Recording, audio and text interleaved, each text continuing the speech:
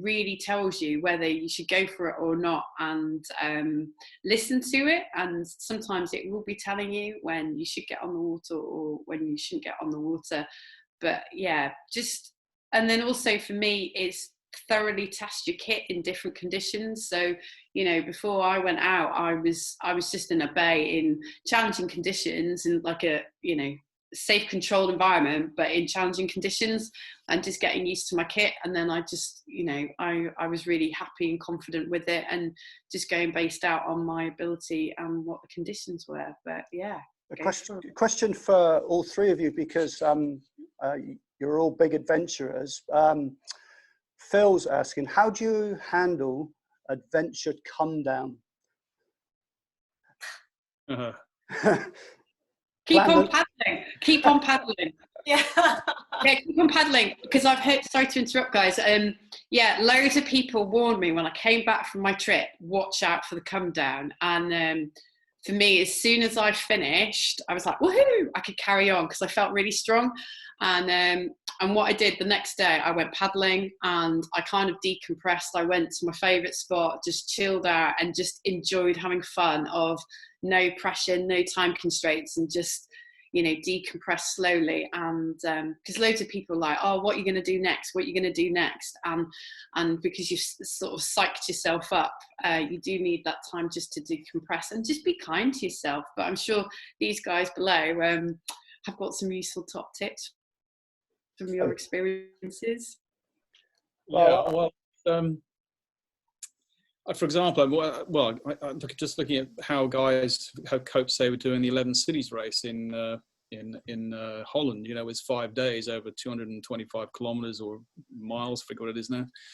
But I've observed that race five times. I haven't done it because I've been working, but watching that race is amazing to see people over 5 days. And absolutely, once the 5th day is over and they collapse on the 6th, that 6th day and the 7th day, you're right, because they wake up in the morning and they feel like they've got nothing to do. I don't have to be anywhere, I don't have to do anything. And all of a sudden, you're basically underwhelmed by how little you have to do. And I guess, what Sian's saying is very true. You do need to take that time to reflect. You've got to sort of take it all in. You've got to repair your body, repair your mind in a sense, take a deep breath, and then very slowly, or even quickly, you might start preparing your next thing. The other way is, before you go into something like this, already have something planned. So the moment it's finished, you already know where you're going next. And some people need that. They need that springboard into something else. When I was racing in the Pacific for 25 years, I was on a plane to Fiji one day and on a plane to Tahiti the next. I'd race Molokai one day, do Molokai on a plane down to Tahiti, and then do the Hawaii Nui and be there for 6 days racing there, and then off to Saipan. You're constantly, how do you keep yourself, energized? Well, how I used to do it was actually keep focusing on the next thing. So be very careful that you don't have a next thing if you're the sort of person that needs it. That's what I would say. You need that fallback. Oh, it's okay. I've done that. I can move to the next thing. Yeah, very, very relevant points there. Marie, after a big race, obviously the racing season comes to an end. So what actually fills your tank when the racing season is not taking part? I think I know the answer might be downwinding, because I know you're. Well, I think I agree with both Sian and Steve there, and I think the things that I can relate to with that, I've never done a big adventure like Sian paddling around Wales, but I did do the 11 cities once, and it was my first big endurance race, so I really didn't know what to expect when I finished, but I was absolutely mentally and physically exhausted. But actually, I didn't stop. It was a busy time of year. It was September is like, the end of our racing season, but for some reason, September has race after race after race. And I didn't give my body a chance to stop at all. And so I think I raced every weekend off the 11 cities. So I didn't let my mind collapse. But my body was broken, and actually a month later I went to the BOP in California, and I just was paddling on a half tank basically. So I think you need to listen to your body. You need to give yourself chance to recover, and especially after a big endurance race like that, I think it takes several weeks to get over that.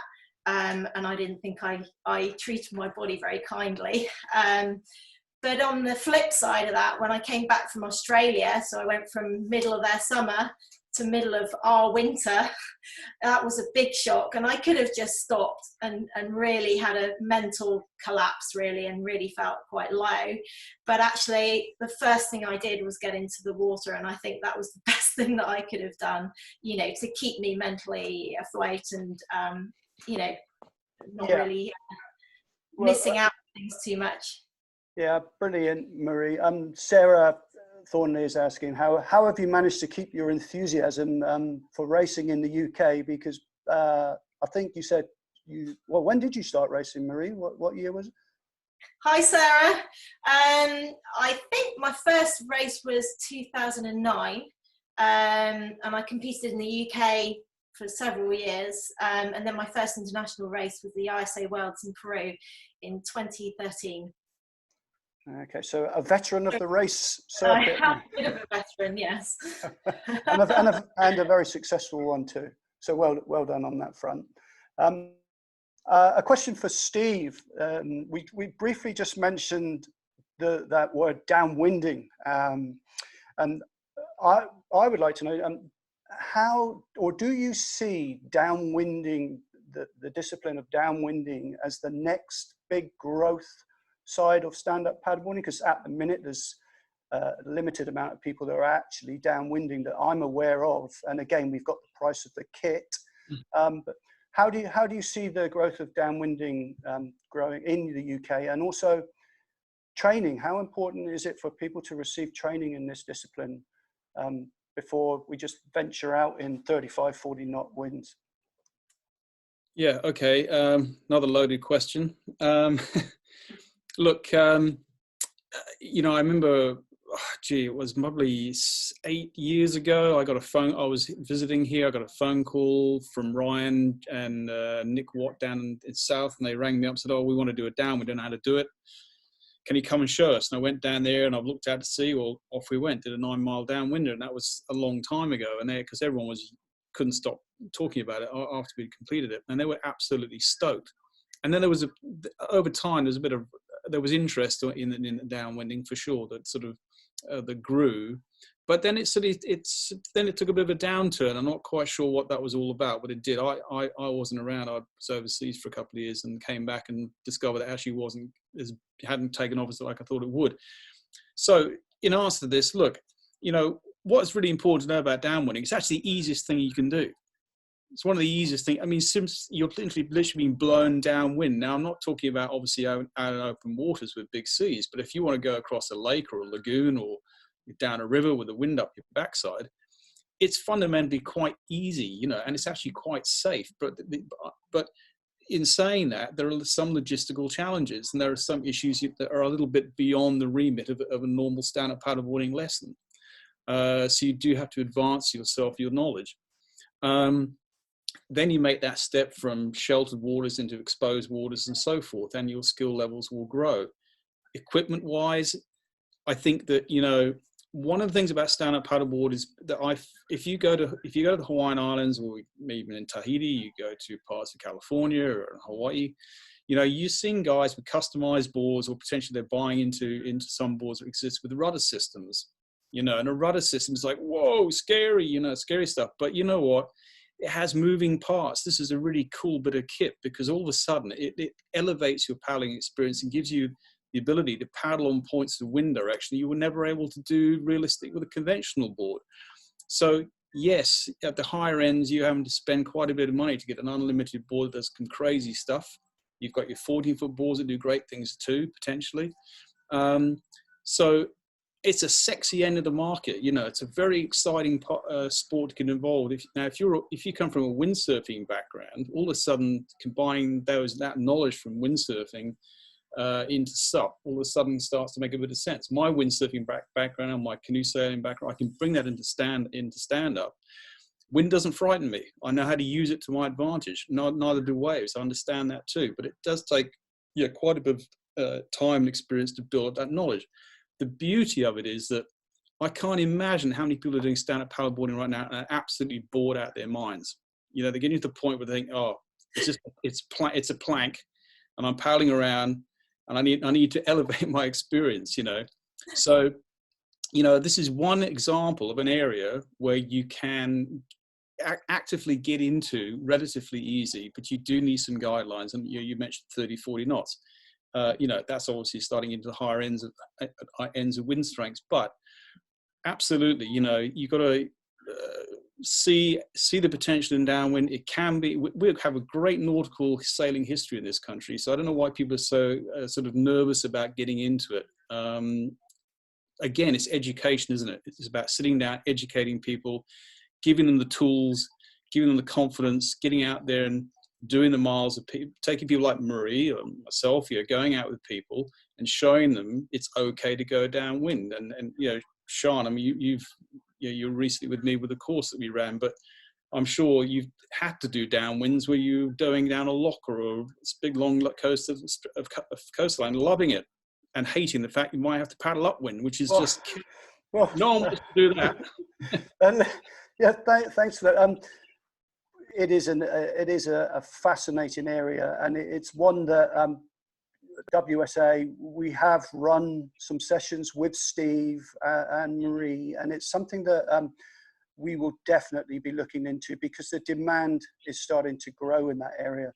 And Phil, yes, Loch Ness is awesome for downwinding. Haven't done it personally, but I have been on the locks on paddling with the wind behind me and the wind against me, which I can't find the name right now, but someone's asked, what are you, as panelists, what are your top tips for paddling upwind? Open to the panel. Lots of muscles. No.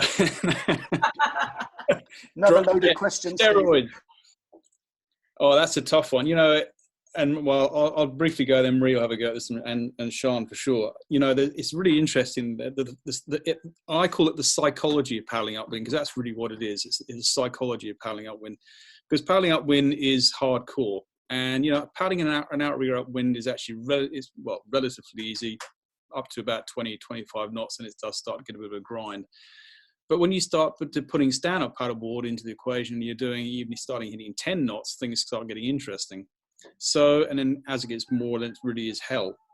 But it really is a question of looking at it in terms of the resistance. So when you're paddling, every time you pull your paddle out and you're swinging through in the recovery, you're basically being buffeted and you're being forced backwards almost, being stopped in your tracks.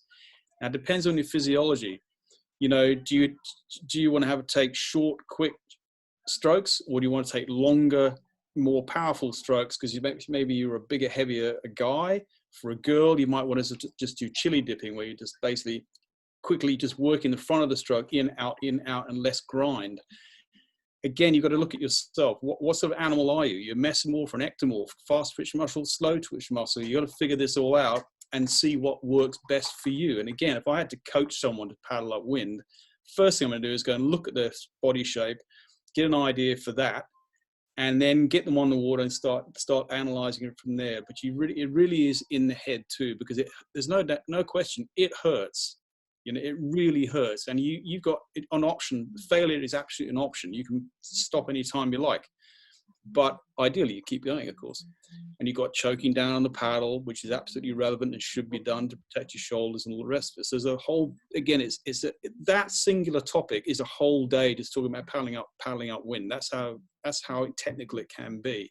Well, yeah, I'm sorry to interject there, Steve. I think again, if people are keen for this, I mean, we could run a webinar on downwinding. I think the market is developing, and like you say, it's a whole separate topic open to discussion for a long time. So we'll add that one to the list, I think. So watch out, people. That's another one that we'll be hitting you with on a Friday if Steve or Marie or Sian are up for it.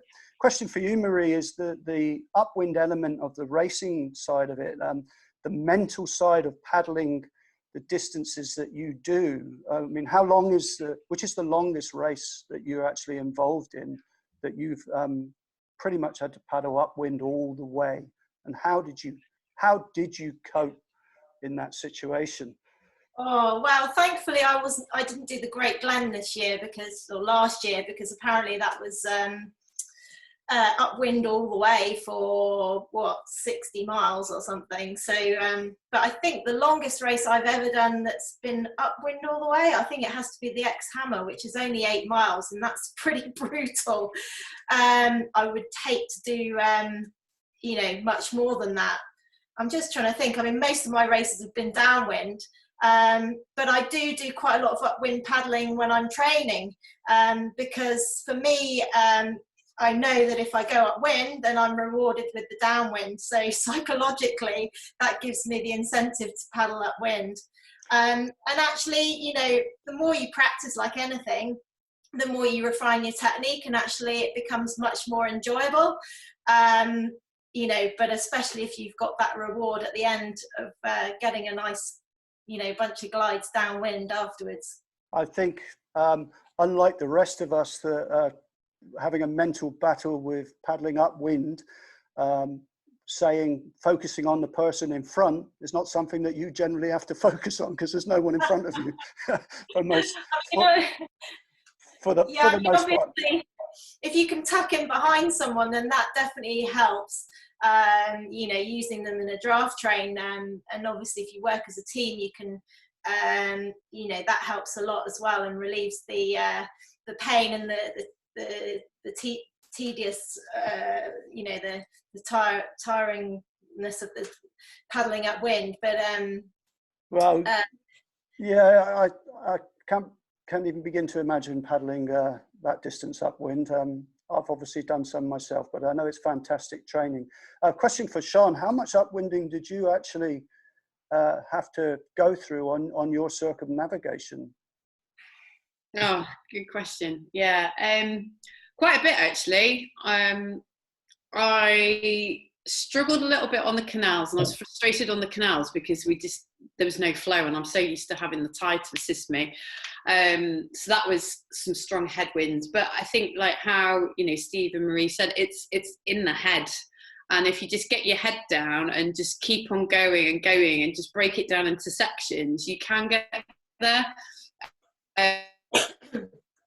When I got onto the coast, it was a totally different thing, because I was dealing with the tide and the swell, chop. And for me, there was one time I was paddling pretty much on my right hand side for about 10 hours one day, and then I had to swap. Luckily the next day I was paddling on my left for about 10 hours just because of the crosswind. And but yeah, I think also reading the land and see where you can take an opportunity for you to have a bit of respite, and as Steve said, just vary your stroke. And also if you're doing the distances, you do have to keep varying your stroke, and change your foot position. But my big top tip is, keep this strong, be like an ox. Keep going.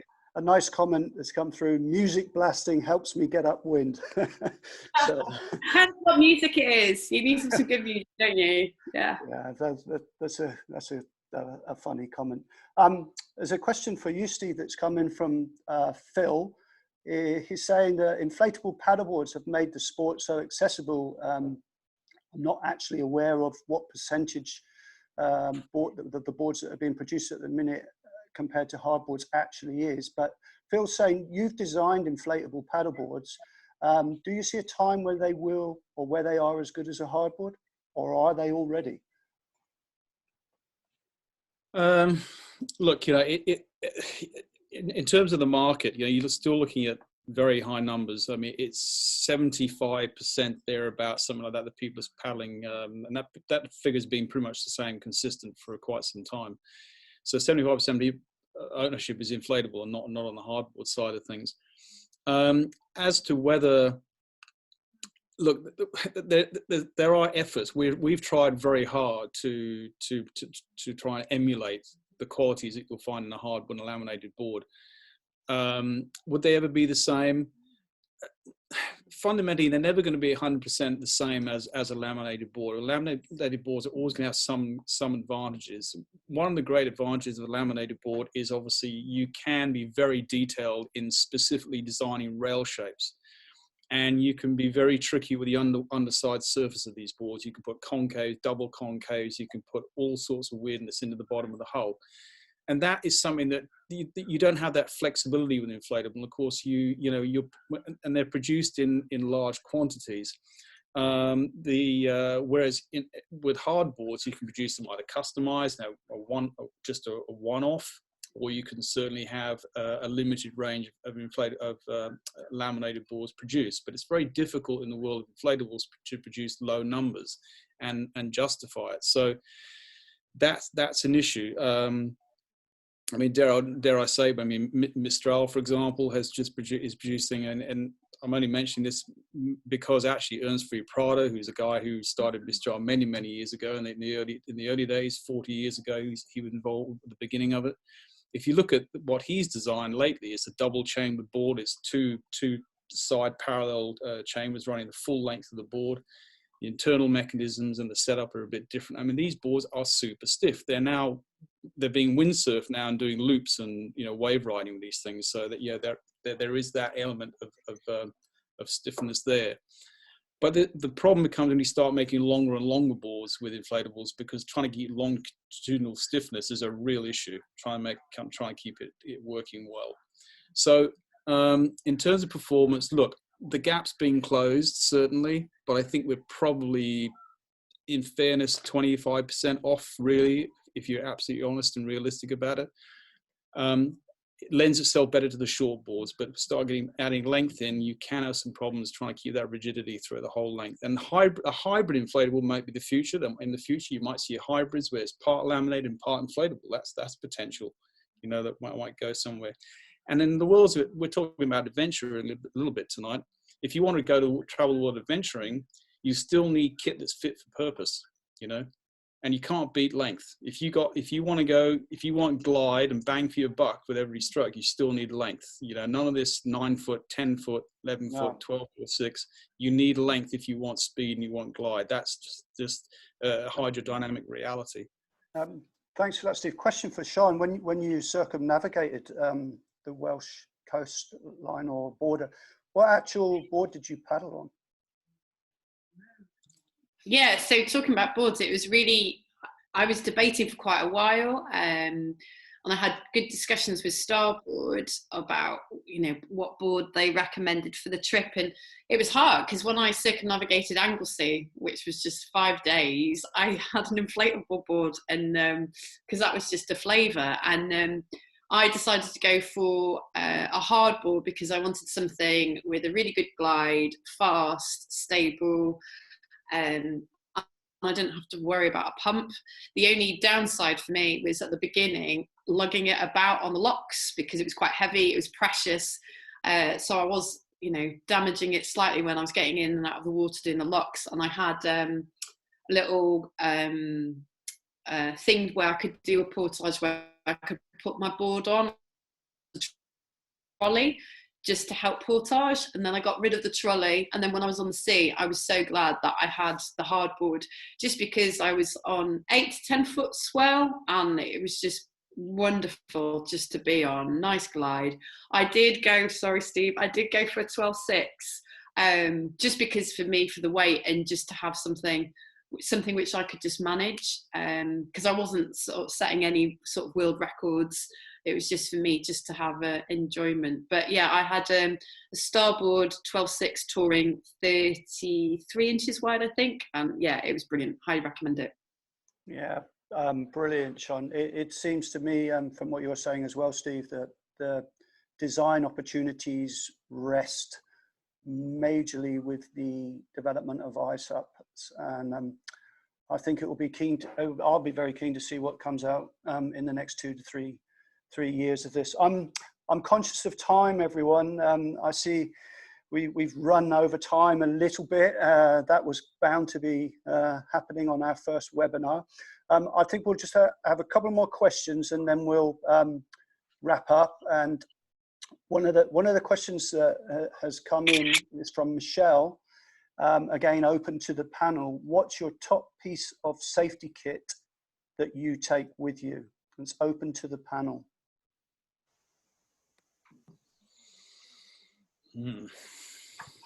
You know, I've got a weird one for you. This is just beyond using a leash. You know, I've lived in some strange places, living in Fiji on a desert island, literally for 6 months, and I'd go out doing some crazy stuff there. And what would I take with me? And I actually took, wait for it, hand swimming paddles. You know, the sort that you do lengths in the swimming pool. Well, I took a pair of those, used to stuff them down the back in my board shorts, because if I knew for any reason if I lost my board, if I came off, you know, in a big sea and I lost my board, I had hand paddles to at least swim home, or at least be able to try and catch the board, you know, have some sort of chance. So it was just a random one, beyond, say, a leash, beyond the phone, beyond perhaps all the more obvious things you might take with you. But just a little top tip there, just a little bit different. That's definitely different, Stephen. A new one on me, but I completely see the relevance of that. Yeah. Sian, any top tip on an essential? Well, for me, I would say comms is a big one. Just because, you know, there's been a few times where right at the beginning, like the RNLI were called out because people thought I was in difficulty. So for me, what I instill on everybody, if you're going out on an adventure, just tell the Coast Guard, if you're going on the sea, where you're going, because then they know you're on the water, and then it saves them checking in on you and calling out people to come and rescue you. Because the amount of times when I was doing my big trip around Wales, I had a spot checker and the Coast Guard could follow me. I called it in all the time when I was getting on the water, my ETA off the water. But for example, when the public thought I was a buoy floating out to sea, or if they thought I was having difficulty because I was so far out, going from headland to headland, people thought I was just like on a, you know, cheap inflatable board going out to sea. So for me, it was really valuable that the Coast Guard could like get in contact with me to check I was fine, and I'd say I was fine, and then they could stand everybody down, and then the emergency services weren't called out, because it is, you know, everybody is volunteering to do it for the RNLI. So for me, it's comms more for me, just to kind of notify people, yeah, I'm fine. The other thing which I like, Steve's hand gloves, I think that's a really good one, because what I did for my trip around Wales, and Starboard found this was quite interesting. Basically, I had a split paddle and I got two and customized it. I had to cut it in half so I could actually stick two blades on, so like a kayak paddle. So if I did have to kneel in strong conditions in the headwind, I could have like a kayak paddle, and I only had to use that once, so it was a lot of weight to carry on my board. So yeah, I think I'll use Steve's top tip of that one, with the hand ones. Don't wish to put you on the spot, Marie, but is there anything that you'd like to add to that? Because yeah, I mean, without repeating, I always carry you know, communications with me, mobile phone in a waterproof case, and also if I'm going on a long journey, I'll always phone the Coast Guard and just let them know when I'm going, what time I'm going to be there, you know, arrive back, and then phone them when I get back. But besides that, I think, especially if you're going further than you normally go and you're not really quite sure how your body's going to cope with it, I'll always carry spares with me. So spare, you know, extra fluid, spare food, you know, so and something to keep me warm. So if I do get caught out, you know, as soon as you get tired or you get stuck for some reason, you know, you can keep yourself going and keep your energy up, and not getting, you know, into trouble with, you know, the threat of hypothermia or hypoglycemia or anything like that. So yeah, keep some spares on board. Yeah, thanks very much. I think I'm conscious of the time. We've gone over by 15 minutes, and I know personally I find this extremely interesting talking to you guys, and I could sit here and listen for hours. But what I think we should do is we'll wrap up the session now, and thank you to everyone who's tuned in to watch the webinar. I think it's been a great success, and what we'll intend to do is next Friday we've got Steve Bowens doing a chat on surfers helping surfers. It doesn't necessarily have to be surfers per se, and it's all relating to quite a severe accident that he experienced when he was SUP surfing and how he dealt with it, and some basic training that we can all get involved in to help should that situation ever arise. So thank you very much. We've got we'll be in touch with everyone. We've got the WSA symposium as well, which is hopefully going to be running in October, and there'll be loads of workshops and opportunities to ask the experts. So we'll look forward to seeing you all there. But we'll sign out now, and have a good night, and watch this space for the next webinar, which is scheduled for Friday of next week. So thanks from the other side of the world here, and thank you to everyone who's tuned in. Thanks, panelists. Very, very good. Thanks, everybody. Stay safe and stay sane. Bye. Okay, bye. Bye. Bye. Sorry to those people that we didn't get around to answering your questions. We're obviously on a time limit, so bye.